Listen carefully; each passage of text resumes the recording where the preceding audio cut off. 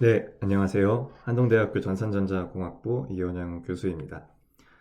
지난번 영상에 이어서 아답티브 레저넌스 티어리에 대해서 이제 본격적으로 설명을 하고자 하는 이제 영상을 오늘 이 영상에서 설명을 시작하도록 하겠습니다. 그래서 아답티브 레저넌스 티어리에서 레저넌스 각각의 단어가 이제 의미하는 내용들이 있겠죠. 티어리는 뭐 이론인 거고, 제 아답티브는 이제 뭐 적응을 한다 뭐 이런 얘기죠. 레조넌스는 뭔가요? 레조넌스가 뭘까요? 레조넌스는 이렇게 공명이 일어나는 공명인데 공명. 이제 괜히 사실 표현을 좀 이제 고급스럽게 한 거고 뒤에서 사실 개념 자체는 뭐 되게 어렵진 않아요. 근데 공명이 일어나는 지점을 우리가 레저넌스라고 이제 영어로 표현을 하죠. 그래서 이쪽에서 뭔가 진동이 막 울리면 이쪽에서 해야 되나? 이쪽에서 진동이 울리면 이게 똑같은 특징을 갖고 있을 때 얘도 같이 울리게 되죠. 공명이 일어난다. 이런 것처럼 입력이 들어오는데 그 입력의 특징이 우리가 이미 학습시켜놨던 어떤 모델의 특징과 잘 맞는다면 얘가 이 모델을 공명시켜서 그 기존에 학습시켰던 모델의 결과에 적용이 되는 거고, 공명을 시키지 못하면 그 학습되지 않았던 데이터로 또다시 분류를 해서 또 다른 공명 모델을 만들게 된다. 뭐 이런 내용이 나올 텐데요. 뭐 공명이란 말 자체를 뭐 신경 쓰지는 마시고요. 이름이 레조넌스가 들어간 이유에 대해서 한번 생각하는 시간을 가졌으면 좋겠다라고 해서 이렇게 준비한 페이지고요. 그래서 이제 어, 그걸 계산을 어떻게 해야 되느냐. 새로 입력이 들어왔을 때 기존에 학습된 이제 데이터에 어떻게 반영이 되느냐, 이것들을 이 그림으로 설명을 드리면 어, 지금 요거를 애니메이션을 같이 보는 게 좋을 것 같아요. 네, 애니메이션이 잘 나오죠? 네. 지금 우리가 어떤 한 점을 기준으로, 아이고, 이게 제가 PPT를 켜놓고 하면은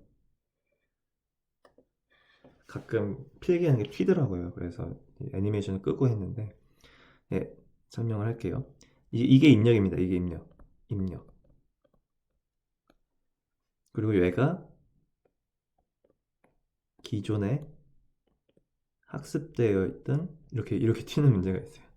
기존에 학습되어 있던, 이제 요거는 이제 중앙점과 얘는 이제 영역이 되겠죠. 그래서 입력이 들어오면 이 중앙점과 이 이제 반지름이죠. 반지름을 바탕으로 이 거리를 계산을 해서 거리가 이 반지름보다 작으면 입력이 기존에 학습된 거에 포함되니까 여기서 이제 공명이 일어났다, 레저넌스 일어났다라고 표현을 하는데, 포함이 되니까 기존에 있는 데이터에 업데이트를 해주면 되는 거죠. 네, 그래서 일단 두 지점 간의 계산은 우리가 보통 계산하는 유클리안 디스턴스, 이제 중앙점과 새로운 입력의 거리를 계산하는 거는 이제 제곱해서 루트를 씌우는 이 방식이죠. 유클리안 디스턴스를 이용을 해서 클러스터링을 하는 방법이 이제 가장 뭐 당연한, 이게 뭐 그렇게 어려운 개념이 아니라 뭐 사실 직관적으로 우리가 평소에도 새로운 입력이 들어오면 기존의 영역의 중앙점과 비교를 해서 뭐 영역 안에 들어오느냐 안 오느냐를 따지는 거죠. 그래서 이제 이 i가 들어오면 이제 뭐 기존의 데이터에 이제 i라는 데이터가 추가된 거니까 우리가 아답티브라고 했잖아요. 적응형이에요. 그래서 예를 들어서 이 i 쪽으로 데이터가 많이 몰리게 되면 무게중심이 일로 옮겨가야 될 거 아니에요. 그래서 이 무게중심을 업데이트하는 것까지가 여기 기존 이제 방법의 이제 알고리즘이 되겠습니다. 그래서 중앙점이 업데이트가 돼서 나중에는 여기가 이 영역을 대표하는 영역이 되겠죠. 이게 가장 기본적으로 설명을 하는 제 ART의 개념입니다. 네, 펜이 튀어서 저는 다시 나갈게요. 네. 개념은 뭐 당연한 개념이죠. 당연한 개념이고, 근데 이제 문제라고 해야 되나요? 뭐 여기서 이제 경우가 두 가지인 거죠. 기존 영역에 들어오는 경우와 들어오지 않는 경우. 여기 입력은 이 영역과 바깥에서 갖고 있는 거잖아요. 이때 이때가 다른 겁니다. 이때가 이제 뉴럴 네트워크랑 좀 다른 부분은 어, 여기서 새로운 영역을 아예 뉴 클러스터를 만든다. 요게 이제 여기서 아답티브의 또 사실 핵심적인 내용이 되는 건데요. 새로운 입력이 들어오면 기존에 학습되고 있던 영역과 다른 종류의 데이터가 들어왔기 때문에 우리가 다루고 있는 종류의 데이터의 종류가 학습된 것보다 많아야 되는 거구나 라는 걸 깨닫고 클러스터를 하나 추가를 하는 겁니다. 네. 이게 이제 이 또 새로운 여기서의 접근 방법이 되겠고요. 물론 여기서 이제 보면 알겠지만 겹치는 영역에 대해서는 어떻게 할 거냐. 그거는 이제 중앙점과 더 가까운 애들을 선택을 하거나 이것도 이제 그 겹치는 영역에 대해서는 어떻게 계산하는지에 대해서도 제가 나중에 설명을 더 드리도록 할게요. 요게 이제 아답티브 레저넌스 티어리의 가장 기본적인 초기 설명이 되겠습니다. 그래서 이런 식으로 데이터를 학습시키면 이제 이런 데이터들이 많이 몰리면 여기는 이제 하나의 클러스터가 생기고 여기도 생기고 여기도 생기고 여기도 생기겠죠. 이제 이렇게 하는 게 아답티브 레저넌스 티어리인데 지금 이 방법은 이제 이건 굉장히 단순한 접근 방법이고 이 방법도 사실은 조금 더 개선될 여지가 남아 있기 때문에 제가 이 다음에 설명드리는 Fuzzy ART라는 알고리즘으로 Fuzzy ART죠. 라는 내용으로 이제 내용을 좀 더 설명을 해드리도록 하겠습니다. 그래서 그러면 기존의 ART랑 Fuzzy ART의 이제 차이가 뭐냐라는 걸 보여드리면 여기서는 거리를 계산으로 하는 원 형태의 영역입니다. 영역. 여기서 보면 알겠지만 여기는 직사각형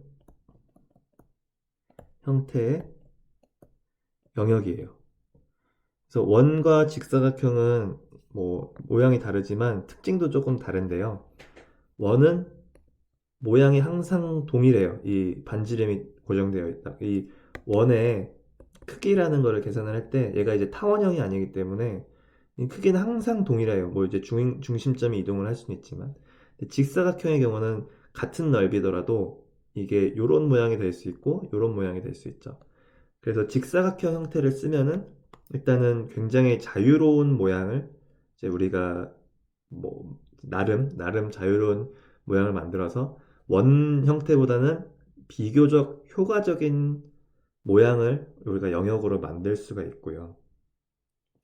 또 다른 하나는 이제 이 퍼지라는 것들을 도입하게 된 가장 핵심적인 이유가 되는 건데요.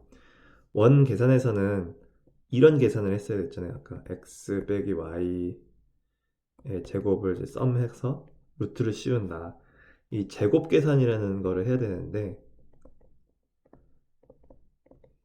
그러니까 직사각형 형태로만 우리가 데이터를 갖게 되면 여기서는 크기 비교 계산만으로 우리가 이 관계들을 나타낼 수가 있어요.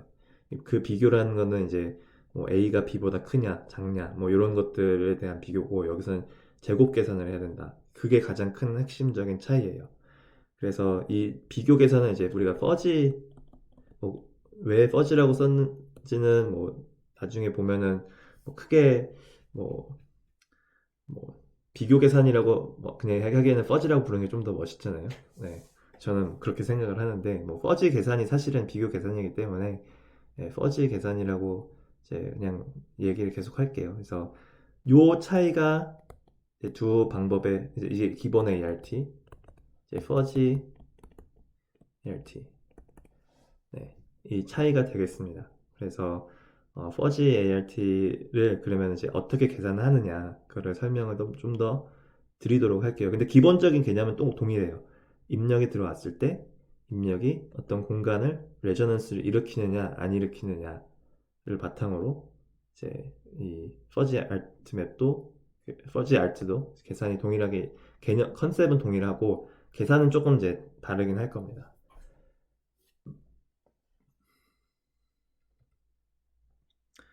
네, 그래서 우리는 이제 인풋을 i라고 정의를 할 거예요.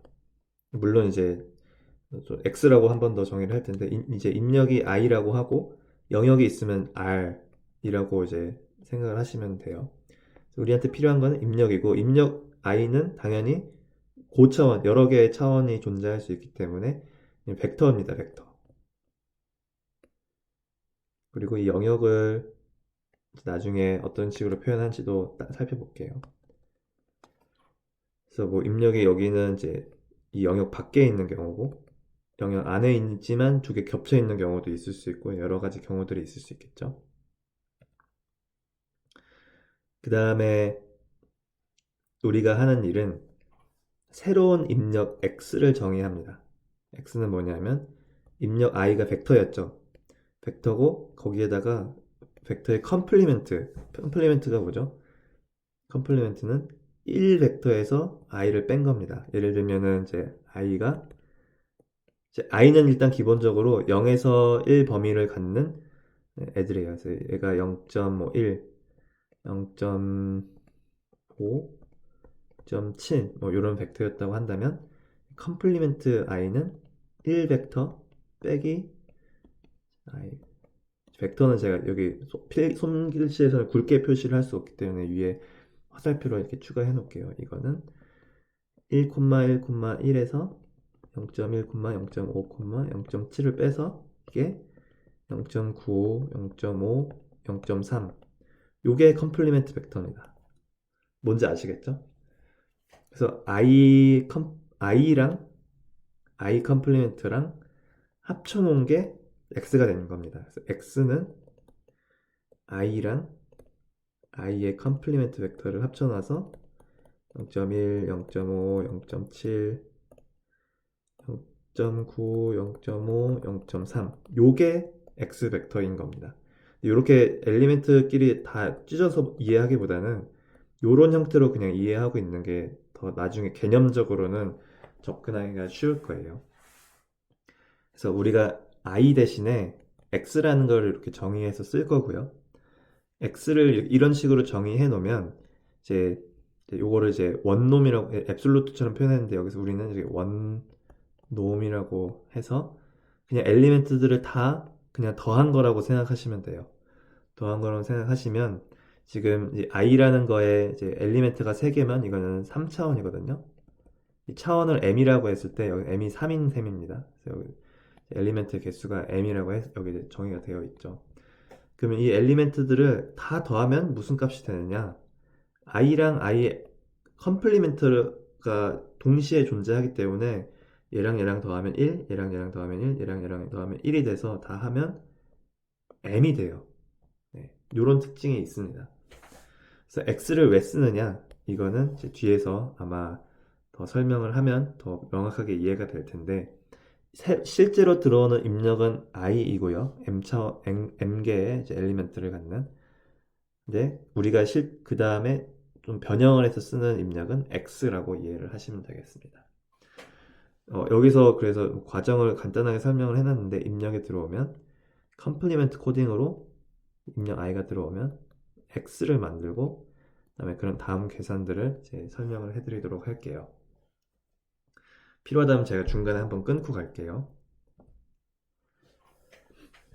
그 다음에는 이제 웨이트 벡터입니다. 앞에서 뉴럴 네트워크 설명을 할 때도 입력이 들어오면 입력과 곱해지는 애들을 우리가 웨이트 벡터라고 이야기를 했었죠. 여기서 동일하게 입력과 어떤 계산을 하게 되는 이제 애들이 웨이트 벡터인데요. 우리가 여기서 이야기하는 웨이트 벡터가 의미하는 바는 요 영역을 표현해 주기 위한 방법입니다. 네, 그 우리가 뉴럴넷에서는 직선이 있고 입력이 들어오면 직선을 표현해 주는 게 웨이트 벡터였죠. 그래서 이 웨이트 벡터랑 x랑 곱해서 이 y보다 크냐 작느냐 이런 계산을 하듯이 우리 여기서도 우리는 이제 직선은 아니기 때문에 이 영역을 의미하는 오메가 W랑 X랑 어떤 오퍼레이션을 계산을 해서 결과값을 가지고 우리가 이제 관계를 이제 나타내려고 하는 겁니다. 그래서 우리가 웨이트 벡터를 어떻게 정의할 거냐? 일단 이제 여기 j 번째 영역이 여러 개 있을 수 있으니까 여기서 j 번째라고만 이제 표현을 해놓을게요. 표현을 하면은 그 웨이트 벡터는 이 대각선 위치에 있는 이 점들도 각각의 벡터가 되겠죠.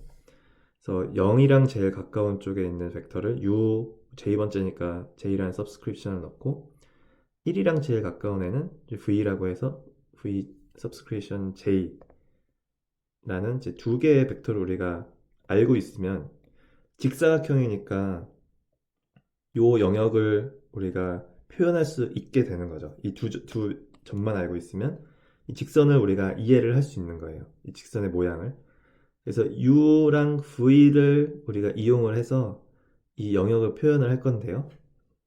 그거를 우리가 W라는 이제 벡터를 정의를 해서 이 영역을 의미하게 할 겁니다. 그래서 U랑 V를 이용을 하는데 U는 그대로 U지만 V는 V의 컴플리멘트예요. 네. 이게 나중에 입력의 여기 뒤쪽에 컴플리멘트가 있기 때문에 여기 뒤에서도 컴플리멘트를 써야 되는 거고요. 어쨌든 요게 컴플리멘트라는 거를 이제 잊지 말아 주십시오. 그래서 오메가가 있으면 이제 우리가 U랑 V가 그 안에 포함되어 있기 때문에 이 영역을 우리가 이해하고 있는 것과 이제 동의를 한 겁니다. 그래서 여기서는 이제 오메가 R sub J를 J번째 영역을 represent 한다 라는 걸 이해하시면 되겠고요. 그래서 U랑 V도 이제 입력과 동일한 디멘전의 벡터가 되겠죠. 그리고 이 다이아고널, 대각선 방향을 의미하고 있는 애들이고요. U는 0에 가깝고 V는 1에 가까운 애입니다. 그래서 이렇게 웨이트 벡터까지 우리가 정의를 하고요. 그러면 이 페이지가 사실 거의 굉장히 핵심이 될 것 같은데요. X랑 W랑 우리가 요런 계산을 할 겁니다. 위로 삿갓 모양의 계산을 할 텐데요. 이게 퍼지 계산에서는 이 삿갓 모양이 mean operation이라고 부르고요. 이거는 이제 엘리멘트 단위에서 그냥 작은 애를 취한다 한다고 생각하시면 돼요. 그래서 예를 들면 0.1, 0.7 이런 애가 있고 0.5, 0.6 이런 애가 있다고 해봅시다. 그러면 요 엘리멘트가 요거에 대응이 되고 얘가 얘한테 대응이 되죠. 그래서 작은 애를 택하면 0.1, 0.6이 결과로 나오는 겁니다. 그쵸? 그래서 요거는 mean operation이라고 우리가 앞으로 부를 거고요. 우리가 x라는 입력 얘가 i랑 i의 컴플리멘트였죠. 이제 벡터들로. 얘가 u랑 v의 컴플리멘트 벡터였죠. 이 두 개의 mean operation을 해서 얻어지는 값이 무엇을 의미하느냐를 우리가 이 페이지에서는 따져볼 거예요.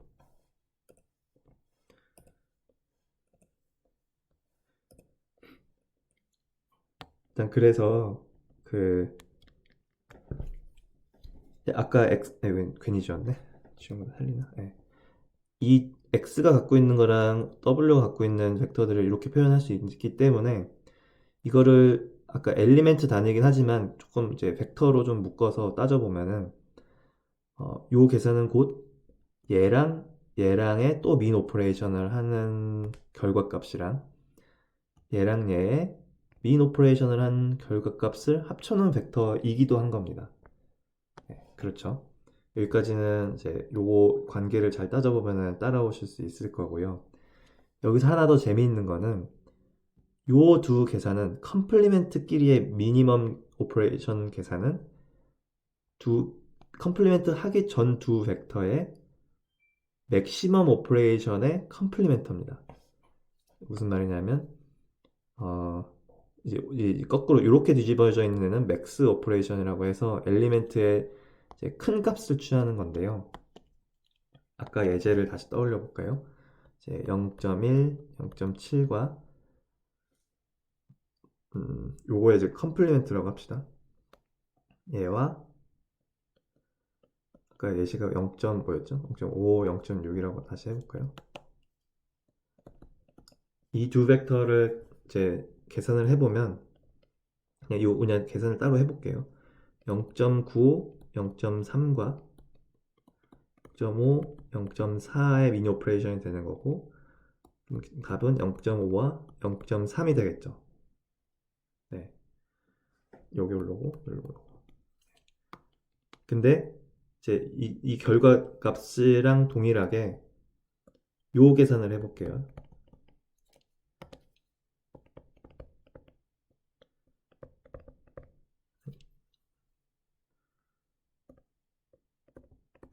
지금 요거는 요거 계산이고 요거는 요거 계산입니다.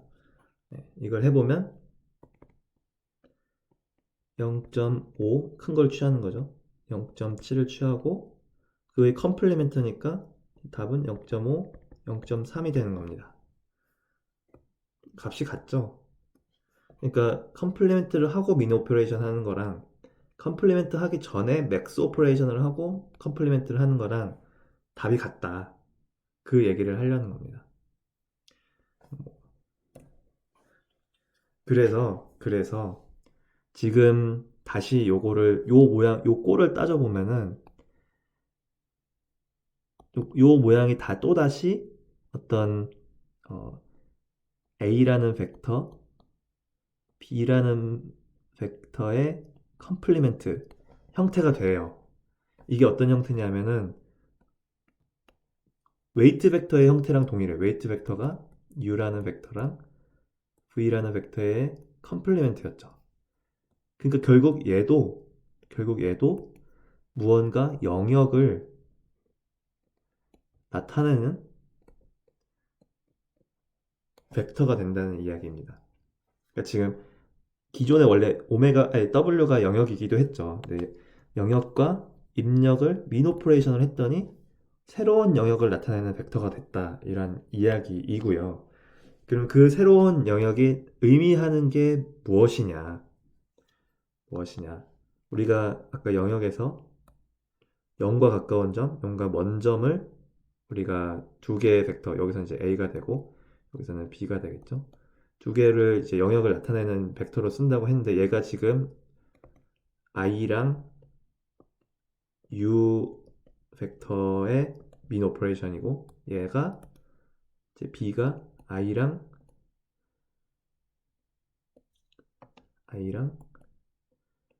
V의 맥스 오퍼레이션의 결과값이 이제 지점이라는 게 이제 결국에는 이게 A랑 B가 그래서 그거를 따져보면은 이게 기존의 영역이었죠. U랑 V고 I랑 했을 때 I랑 U 벡터의 민 오퍼레이션은 이 지점이에요.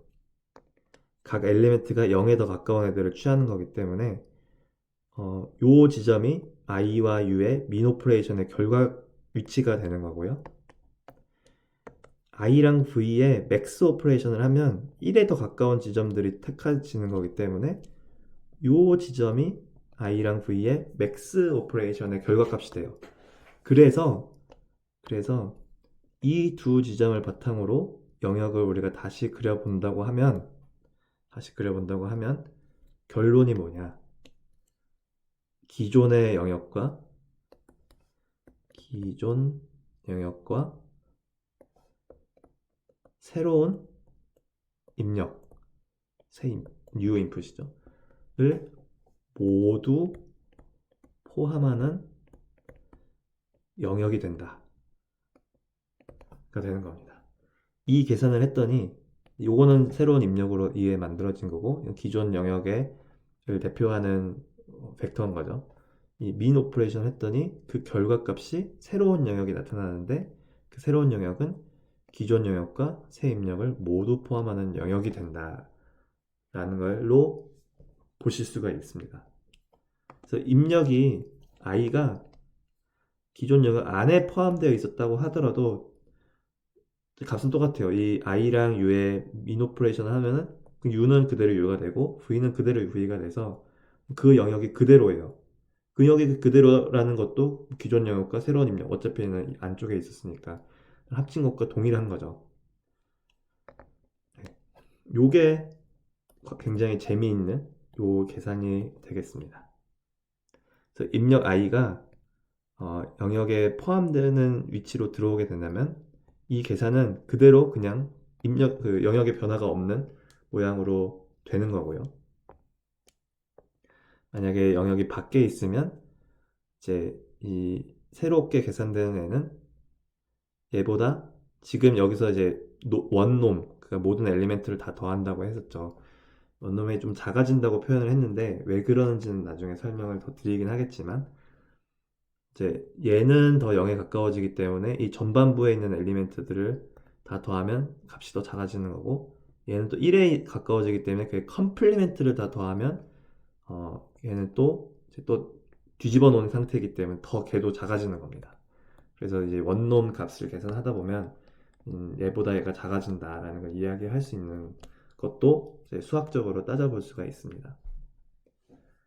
네. 잠깐 한번 끊고 갈까요? 지금 네, 한번 끊고 가죠. 그래서 지금 퍼지 ART theory를 설명하는 중에 입력이 어떤 형태로 정의되고 중간에 어떤 학습된 영역을 대표할 때는 어떤 벡터로 표현을 하는지를 제가 설명한 후에 입력과 그 웨이트 벡터의 민 오퍼레이션이 갖는 의미를 지금까지 설명을 했습니다. 네, 한번 끊고 갈게요.